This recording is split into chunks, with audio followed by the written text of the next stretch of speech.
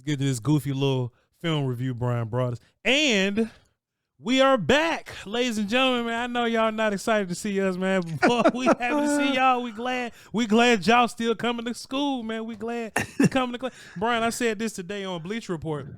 I was like, listen, man, the Cowboys losing is terrible for business, right? Yeah, it is. The Cowboys losing, we're not getting good views. We're not building our viewership with Cowboy losses, Bryan. But boy, a top 10 pick will solve all that, won't it, Bryan? We got in an argument today on 105.3 The Fan, me and Eric Chiafalo, because he's talking about running backs and he wants nothing to do with a first-round running back. And I was kind of pressing him on, well, why not? Why would you not? He goes, it's just not good. We were going on and on and on and on. And I was challenging him, and he got mad at me. I got mad at him. Zach Wolchuk jumped in. He's like, well, why wouldn't you want to back? And I'm like, you can't be closed-minded. You got to, And so it was, the discussions are already having, already taken place. Yeah. I talked to our buddy Aisha Morrison this morning. And Aisha and I were just kind of chopping some things up on the way to the Star. Sure. And she goes, what are you thinking about this draft right now? And I mean, I go, what way? And she goes, I know December 1st is when you always start working on players. And I go, I'm doing this show with Voch, as you well know. And we talk about the draft, and I could detect that he is getting in on the draft, and he's going to start talking about the draft. So I said, what I'm thinking I'm going to do? Up until December 1st, I'm going to start every Thursday. That's my free night not to watch film. I'm going to start watching college film just one night a week. I'm going to get my list. I'm going to get as many guys as I get done. And then, December 1st, I'll start full on. But every Thursday, I'm going to start looking at players. Yeah. And I'm going to get a little list together because I kind of get this vibe that our listeners are interested in maybe some of the positions. And, let's be honest, Dallas could draft any position. Really, they could. Sure. And you could probably help this football team. So, you'll know about a bunch of guys. We'll know about a bunch of guys. So I'm going to go ahead and get started on that. Not the full on, because I like to just focus when it comes draft time. I focus on the draft. But I feel like I need to, because there's going to be some conversations in the next 7 to 9 weeks about the draft. And if I have a little bit of a working knowledge of things I've seen, and that'll give me a little jump going into December 1st as well. I mean, that'll be here before you know it, doing that full time. So, well, Bryan, I'll tell you what I've been doing all day. Is I've been getting ready, boy. You see, I got my folders laid out. Set up those folders. You know what I'm saying? You got your folders. Wait till you pull. Oh, look at that. You got the film. Bryan Broaddus, I am ready to go. You feel me? So, hey, man, whenever you're ready, Bryan Broaddus. Oh no, I'm going to start, and then maybe one of those. Maybe if Friday could turn into, hey. What players did you watch this week? Give me 3 players you watched this week. Sounds good. That sounds great. Yeah. Instead of asking each other questions, we could ask each other draft questions. How about that? I like that, Bryan. I like that. I see that smile, so I know what I'm about to do. That's good money right there, Bryan Broaddus. People I like it. But man, Bryan Broaddus, boy. Do you feel like they left some plays out there when you watched that thing today? Let me tell you what happened, Bryan Broaddus. You ready, Bryan? You ready to know? Yeah, I'm always ready, man. I'm not sure that our listeners are, but I'm ready. Go ahead. Leaving plays on the field, leaving meat on the bone, sure. For sure. Penalties was worse than I expected. Oof. It was a lot of times where I would get on the play and I got to fast forward through it because it was just, we got too many people on the field, not enough people on the field. Boy, we jump off. But, Bryan, let me tell you something. Too many people, not enough people. Doesn't matter. Yeah. Both. How we hit both. Bryan, I think, and I already think the Cowboys are not prepared in the first place. Sure. Other teams make adjustments after halftime, Bryan Broaddus. Yeah. We do not. We give up a lot of points in the third quarter. We look ridiculous in the third quarter. And if I had to guess, it's because other teams go, all right, man, that first half, this is what happened. This is what we're going to do, and we're going to get better at that. And we go, All right, guys, got to play a little bit. I don't know what they say, but something about going into the third quarter, the other team looks much better than us, and we just don't. Yeah, Lodge, to be honest with you, I think teams have a really good game plan going into the game against the Cowboys. Sure. I really do. I think they know how they want to attack this team. I think they understand that, we might not have any pass rush or any ability to get to the passer, but we're going to run the hell out of twist stunts because Dallas doesn't know how to play a twist stunt. Right. And until you prove, and you know what, Voch, I'm going to tell you what we're going to do. We're not going to run the ball inside, even though we don't respect their defensive tackles. Sure. We're going to run the ball on the edge because that's kind of where, it seems like that's where teams are attacking Dallas a little bit now on the edge. And, they got times where Golston's been pretty good and, lost. I mean, they've had moments, sure, but it hasn't been nearly consistent enough. I think where teams also hurt Dallas, and you said halftime adjustments, I think teams are really good adjusting series to series against you. Mm.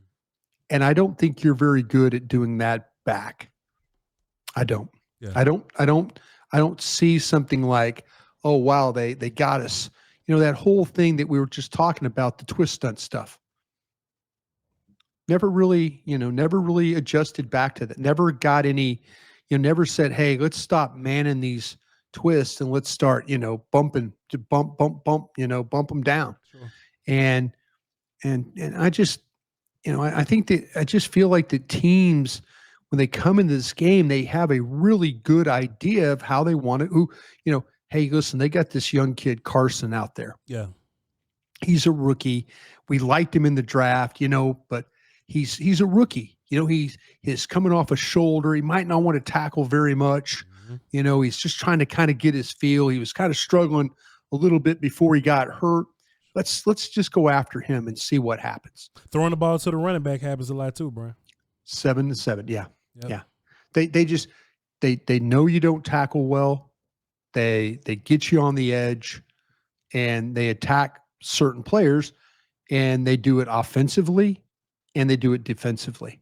And I think that's one of the big issues. If I'm Jerry Jones and if there's a new head coach here, after this season, I would ask some questions about preparation.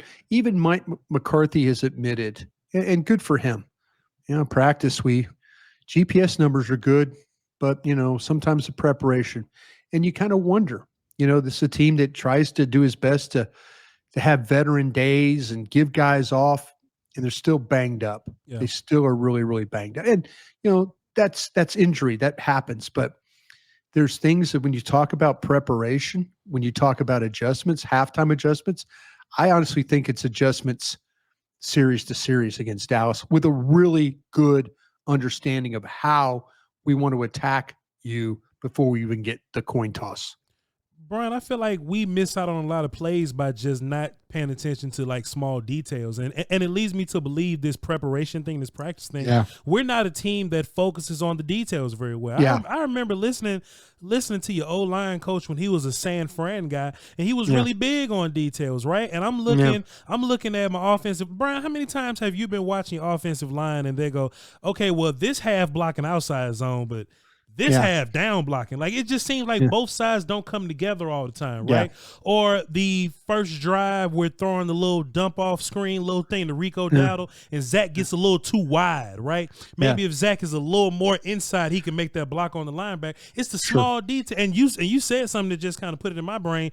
Zach take a lot of time off because he's old guy, right? So maybe he don't get the drills to where, hey, it's 1-2 step this direction instead of this one. You know what I mean? So, Brian, it's a lot of shooting yourself in the foot when it comes to this team.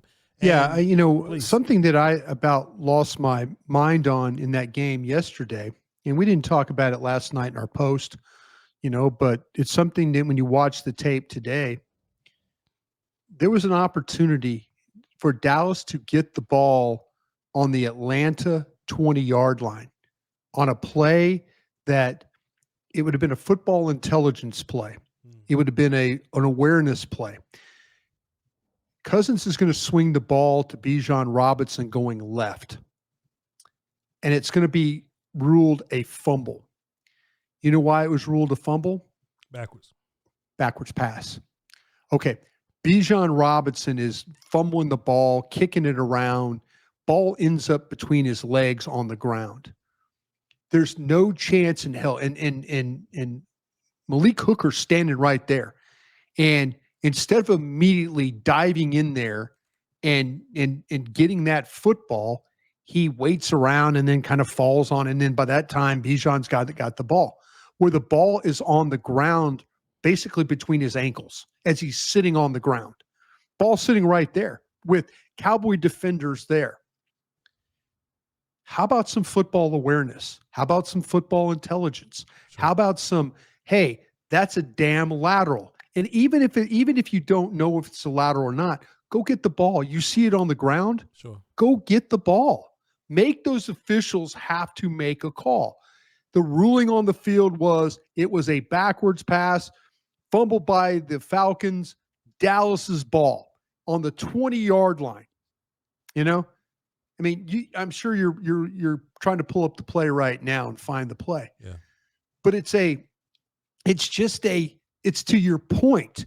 It's these attention to details. It's the attention to, you're going to throw a fake punt, but you're going to put a cornerback. You're telling me today in the press conference, we got the look that we liked. Mike wanted to punt the ball, found out Mike wanted to punt the ball. Bones talked him into the fake. He's not going to throw Bones under the bus. Sure. But Bones is like, I liked it.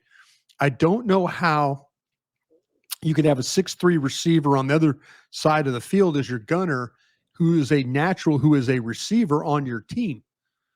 Why don't you just put somebody in position, put bigger guy against smaller blocker over there and throw the jump ball and see what happens. Yeah.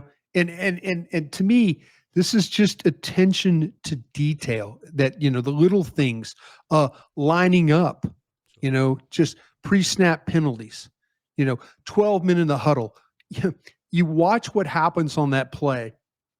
I can understand it because Dalvin Cook hasn't been with you for a long time, but somebody has got to communicate to Dalvin Cook what's going on. All of a sudden he's standing in the huddle. He's been on the field for the previous play. What do?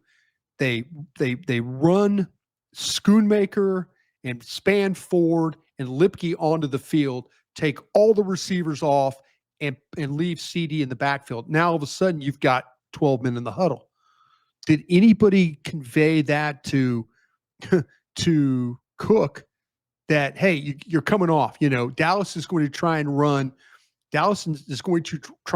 some trickery, it seems like, if CeeDee Lamb is going to be in the backfield on a 4th and 1. Sure. But they get 12 men on the field because nobody's communicated to Dalvin Cook 3 heavy personnel on, 3 personnel off, and CeeDee's going to play the running back. Now you got 12 in the huddle. Now it's a 5-yard penalty.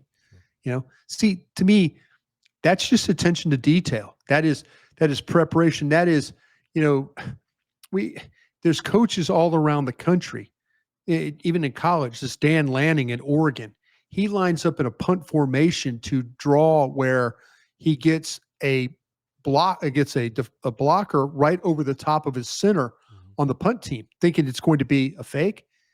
That's a penalty. Can't line up over the center. That's an alignment. It's 4th and 4. He gets a first down. That's attention to detail right there. Sure. That's creating opportunities. That's knowing what's going on with your team. I feel like that we're behind this a lot of the times. Sure. We're not, like on the film, you can watch Mike McCarthy after the fake punt. He's running down to complain to the ref, and you see Fossil grabs him like they can do that. They can maul our outside guy if they want. He grabs him. You could tell he's like grabbing him like, Mike, that's okay. We're now playing defense. Terrible. See, that's not understanding. that's not taking advantage of situations. And, that's my biggest problem. I can understand physically getting beat in a football game. Sure. I can't stand losing a game because we're not smart enough, because we didn't do everything in our power to win that game. Sure. That's why Bill Parcells had enough of me. But I knew the one thing Bill Parcells would do. If you go back, there was a game we won against the Giants on the Meadowlands where Billy Cundiff kicked like a 50-something yard field goal to get it into overtime. They threw an out to Des Bryant on the, we had the kickoff was going out of bounds. And it was Zuriel Harris. Was this the kids? Yeah. Zuriel, yeah. Yeah, probably. Yeah. Yeah. Zuriel, something like that. Yeah. Yeah, but Zuriel Smith. Zuriel Smith. I knew it was a Harris Smith. Zuriel Smith stands out of bounds, picks up the ball as it's near. So it's going out. It's like it's being smart. It's like you're out of bounds. You grab the ball's out of bounds. Now you get the ball at the 40-yard line. Sure. Then you run one play. Then you kick. That's all stuff that Parcells worked on. That's like in the game management stuff. That's how you steal games when you're not playing your best. Sure. But you don't get beat on the details. Dallas gets beat on details. They get beat physically too. But in some games, Dallas will lose a game by 5 or 6 points. Sure. Just on details. Yeah. Just on details. I was at DLLS. Zuriel Smith. Smith, yeah. Yeah, you remember him, little wide receiver? Yeah, one of them. Remember you weren't born when you probably did that. I don't know who the hell you're talking about, but I'm going to shake my head to help you through this story. Oh, right? Seriously. Really, how old were you? This was like 2000. Was this 2003 or 4? How old were you in 2003? I was born in 92, so I was like 11. Okay, so yeah, you probably. All right. We won a game at the Meadowlands by doing the Zuriel. Okay, oh yeah. Zuriel Smith. Yeah, I know Zuriel. Brian, I got you. I'm sorry, man. No. Details. Put you in a bad spot. No, trust me. I got Google and I still miss. Details, Brian. I was at DLLS, right? We got a lot of people there, like some social media people, some camera people, some producer people. Sure. And one of the ladies there, we was just watching the game, and it was like, hey, I hope this is not a dumb question. I was like, what's up? Like, why don't we not block that guy? Yeah. And Dallas never blocks the backside defensive end for whatever reason, Brian. Never. And I say, well, sometimes when you play against the Ravens or you play against, like the Browns, you ever seen them go psych and then the quarterback runs and they go, yeah. I see that.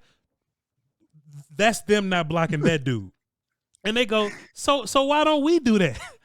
I don't know.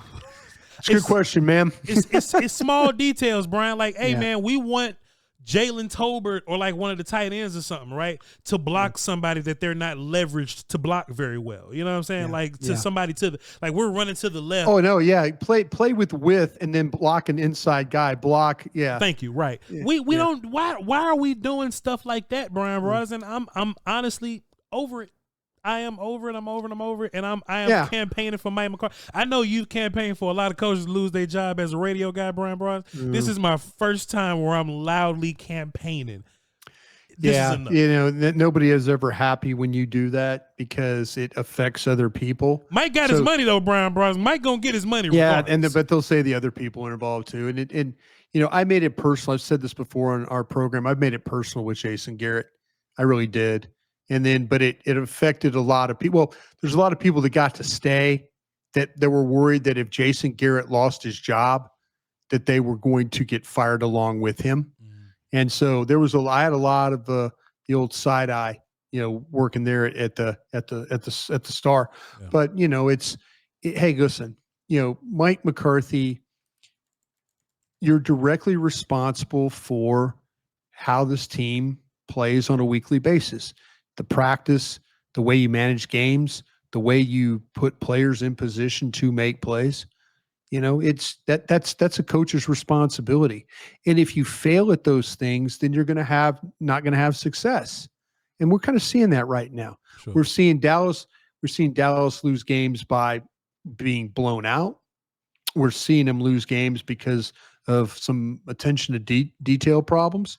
We saw him win a game against Pittsburgh that was one of the guttiest performances I'd seen in a Cowboy team in a long time. Sure. losing the players they did and having to endure all that, the delay and everything, running the football and coming down the field and winning a game like that, it was a great win. But that seems so far away now for me. Yeah. That seems like it seems like decades ago that they won that football game. They won a game like how a football team's supposed to look, going playing on the road and doing what you're supposed to do and overcoming along the way. I just think, a lot of these players, they're not good enough in a lot of positions. They got a lot of young guys. I don't think particularly the coaching staff is helping them along the way, with some stuff. And, it kind of sounds like a little bit of a broken record, with what's going on. And we've got a lot more games going on here, and I hope it doesn't get worse, but I'm not confident. I'm not confident that you can walk in there and just say, okay, we're, Mike McCarthy for 5 years, they've been bad on penalties for 5 years. And after every game, he stands up there, mainly every loss, and talks about penalties. We didn't execute, didn't do this, didn't do that. He talks about penalties. But, sir, for 5 years, you've talked about penalties, and it hasn't changed. Yeah. Where am I supposed to believe you now? I think we're running out of the where am I supposed to believe you now bits. I think that's the way with the general manager. I think that's the way with the head coach. We can't believe you anymore. Yeah. We've said, okay, we're a very understanding group. We understand. Okay. And then it continually happens. Well, then, you've lost my ability to not to agree, but to give you the benefit of the doubt.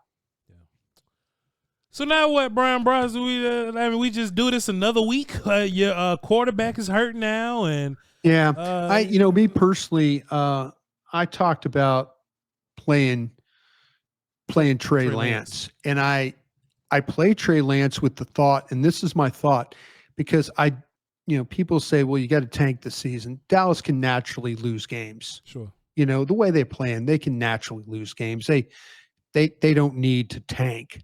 They will, it's not like that Darren Woodson and Troy Aikman and Emmitt Smith and Charles Haley are going to come walking through that door and save your season. Sure. You can naturally just play and you're going to lose games. This team's just not good enough right now.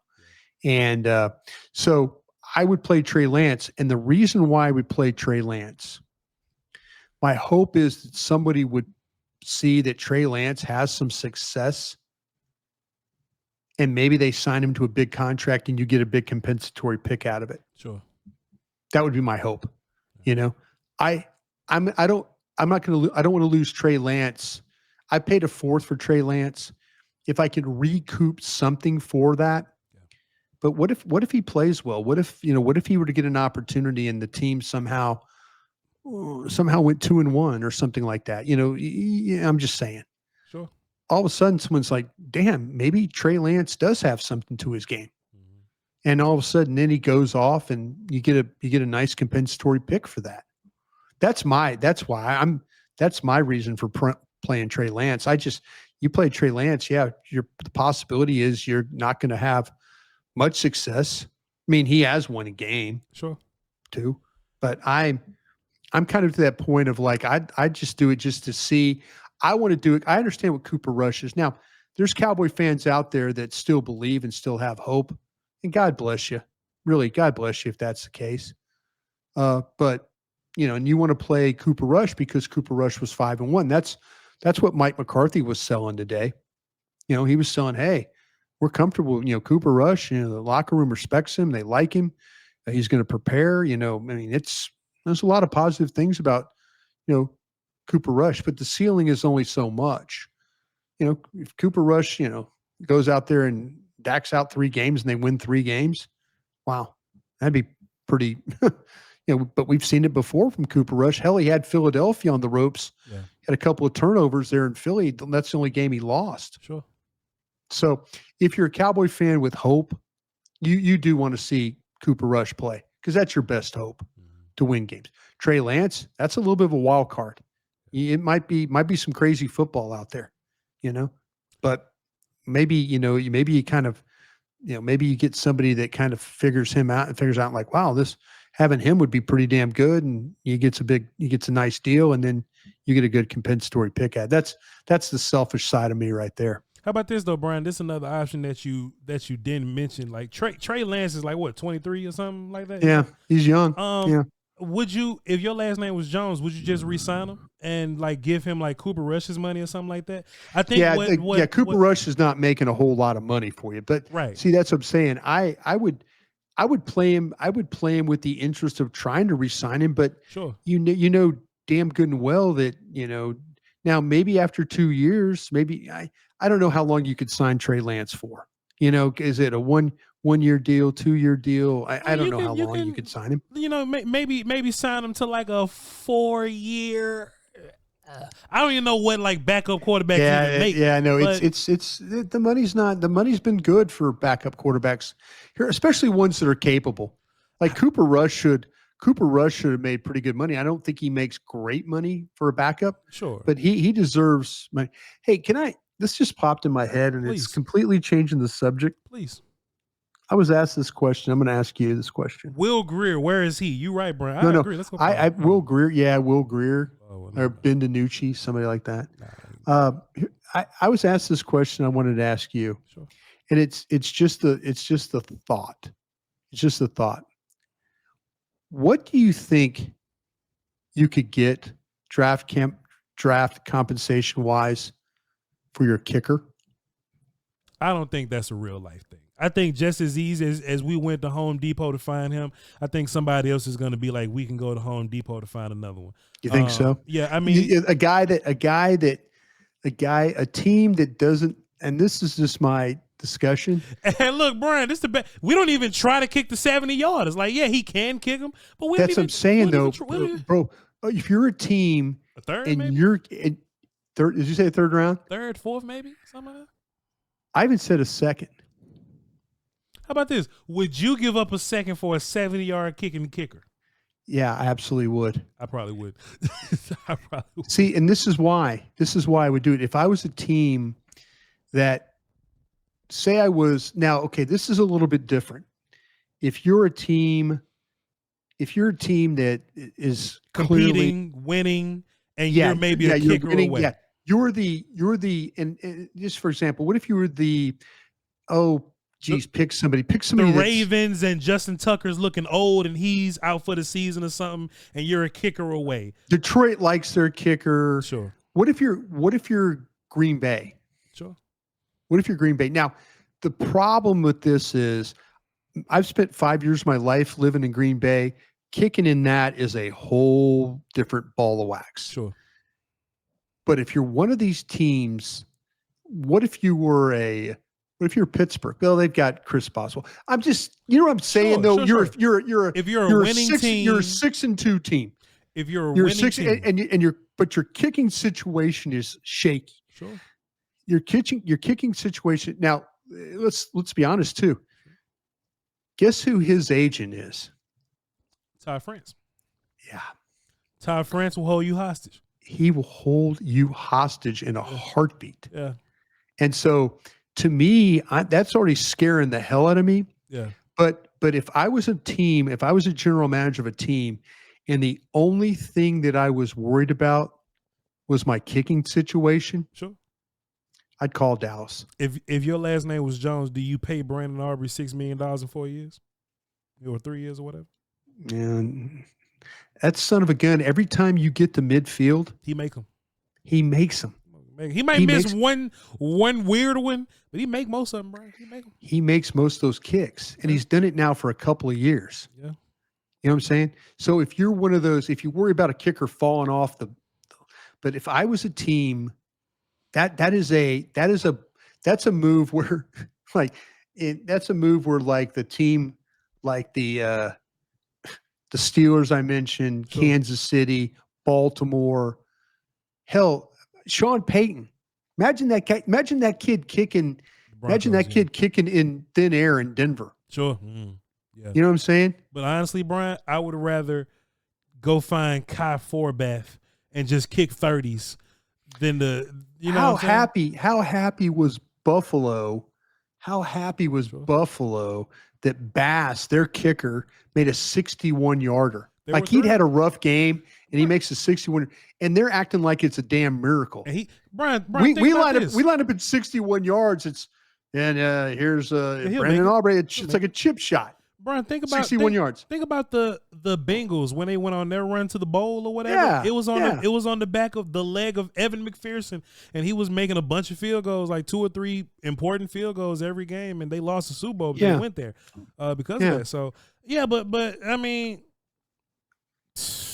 I ain't trying to pay a kicker 6. No, that's what I'm saying. I personally, if I was looking at the Cowboys and I was trying to better my team tomorrow, sure, and my kicker was not up to snuff, I would call and ask Dallas what they'd like for Brandon Aubrey, and see what they would say, and they might tell you, hey, you need a first. Yeah. There was a time where Justin Tucker, I might have considered giving a first if I was one of those teams that was just, what if your kicker's the one player you're away? I mean, you're like, you're one player away. Sure. I don't think Aubrey's that for the Cowboys this year, but like next year after, I can definitely see him being the last piece that can, because I mean, like think about how we was talking about him, right? Like, hey man, if you just gain 40 yards on offense, you're in field goal range, Yeah, you have a good kickoff return, which you would have had a really good kickoff return if Schoonmaker wouldn't have tackled his guy. The ball would have been at the 40. And this is what I was thinking of in the OTAs when I was watching these guys practice the kickoff return. Sure. And every time Turpin got the ball, it seemed like it was at midfield. One play, you're in field goal range. Yeah. Just think about how automatic it is, thinking like, wow, we get 2 midfield, we've at least got 3 points here. There's guys that they get to the other team's 38 and they have to punt the ball. That guy lines up and makes a field goal. Brian, I know there's a risk for a kick 6, but why don't you think Mike McCarthy takes some of those long field goals and try to put more? Yeah. I mean, some of these games where we're losing by, one possession, 3 field goals. I mean, we can kick from 60. Like, why don't we? Yeah, and that's something between we always interview Christy Scales before the sideline report for the Cowboys. She is so good at like watching warm up and kind of telling us where Brandon Aubrey is like, well, if you're going left to right, on your TV screen, there's a really strong, they're making all the field goals go in the opposite direction. She's always really good about. She'll sit there and yesterday she was like, yeah, well, I'm out here. I'm Brandon Aubrey, the specialist. Brandon's going to kick this one from 63 yards, and he hits it, and it's good. So that was from the right hash. That was going, that's just kind of, the things. I don't know why. I mean, I know early I was always like, God, you got to punt this ball. And Wolchuk or whoever's sitting next to me, or following the box, would go, nah, man, this guy's going to make this 65 yards. And I'm thinking, please don't give him the ball right there. Please don't. Boom. Next thing you know, it's 3 points. Yeah. I know this is a long conversation about the kicker. I'm just talking about value at the trade deadline. Sure. Me personally, I don't think Jerry's going to do anything. Sure. I think he was selling hopium. If Jerry was going to make 11 trades tomorrow, then I would probably say, well, they got a shot doing something. I'm trying to say, but they're not good. Yeah. But let me ask you this, Dan Voch, if I could. Please. Give me your, if you could trade, give me your expectations of what you would like back. Not you don't have to tell me players, but give me what you're hunting. And then I want to tell you what I'm hunting. And it doesn't have to be a position. Sure. I'm just going to tell you what I think I'm interested in doing this trade deadline tomorrow.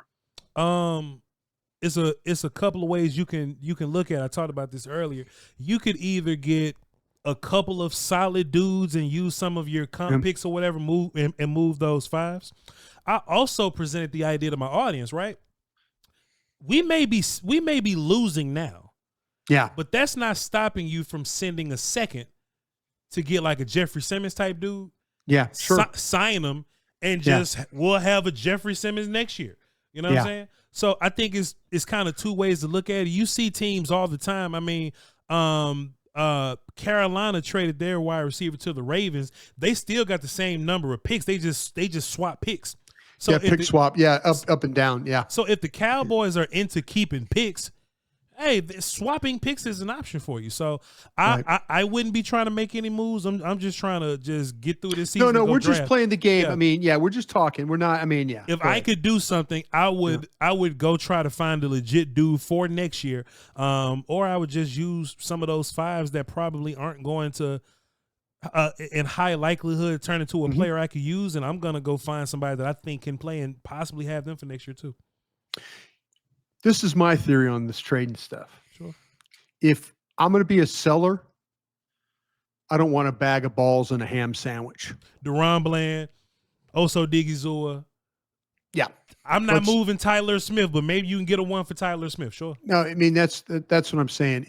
We talked about Parsons. We talked, to me, I'm pretty open to tell me what you're looking for. Sure. And I'm not interested in giving up.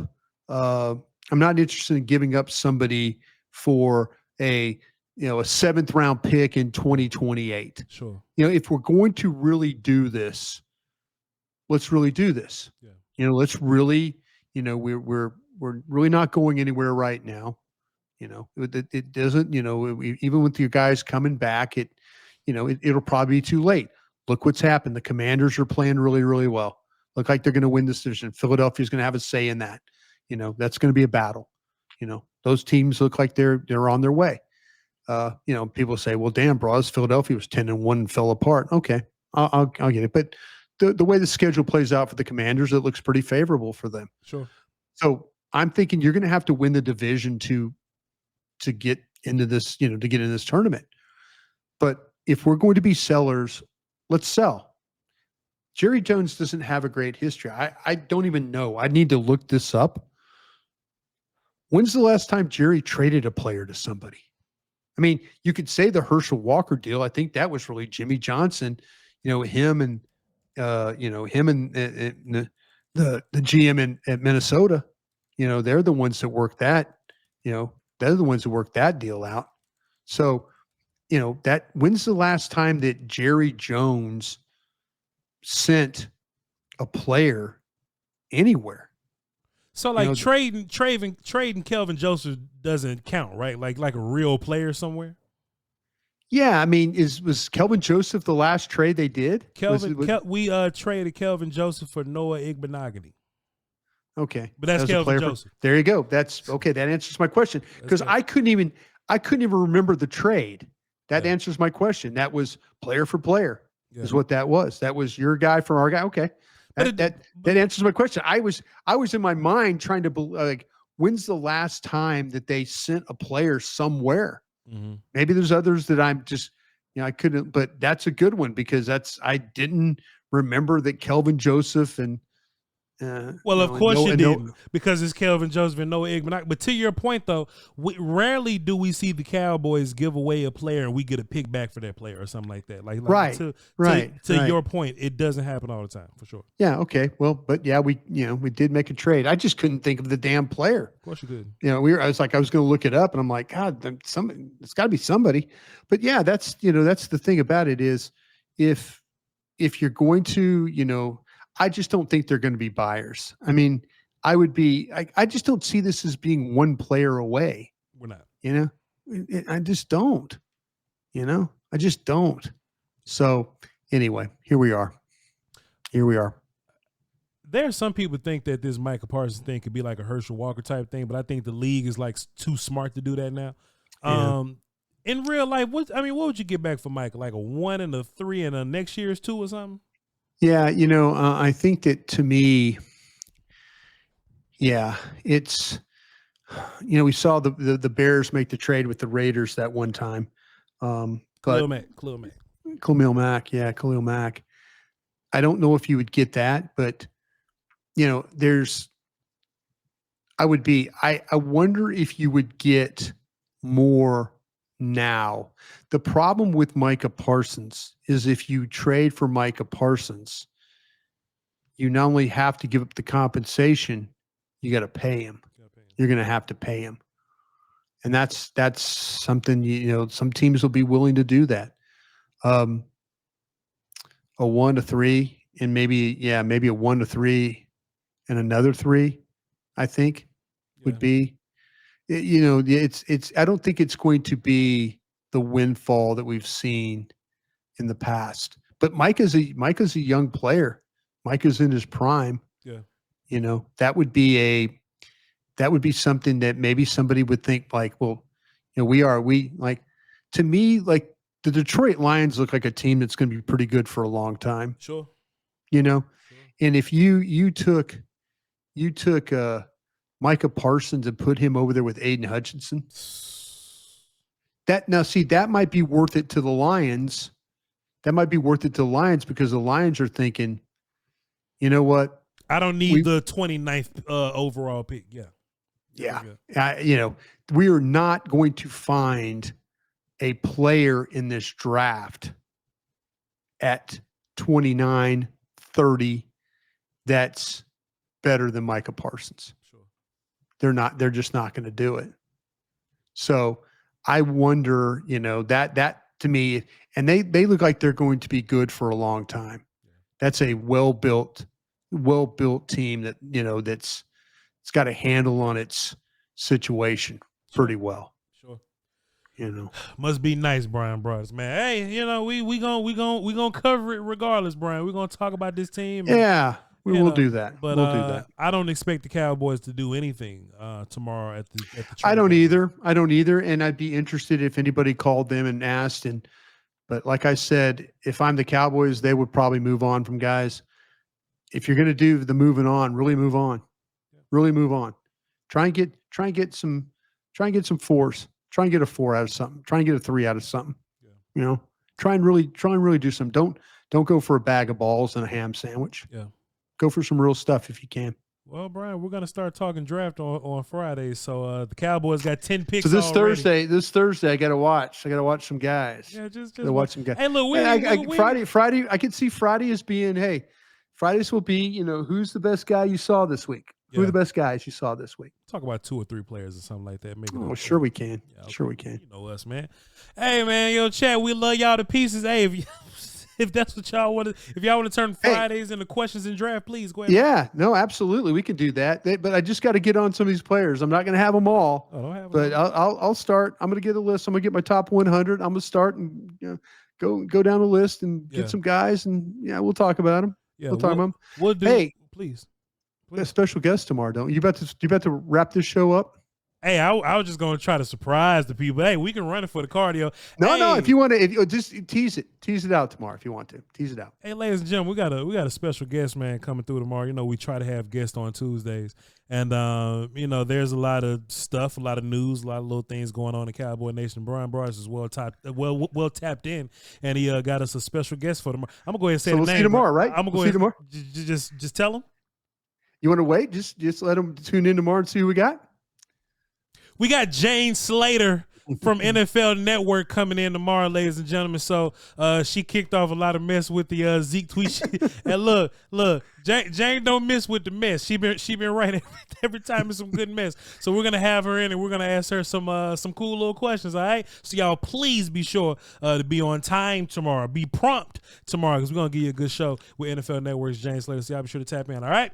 I'm Voch Lombardi. I ain't doing nothing important. I promise. Bryan Broaddus sounded really important until Jane Slater got brought into the conversation. Yeah, until Jane came on board, and now Bryan Broaddus needs to go watch some college tape, some film or something for that Friday show. Yeah. But please tap into BRYN Broaddus on social medias and catch all the shows during the day. Hey, we'll catch y'all next time. We love y'all to pieces, and till tomorrow, Crown.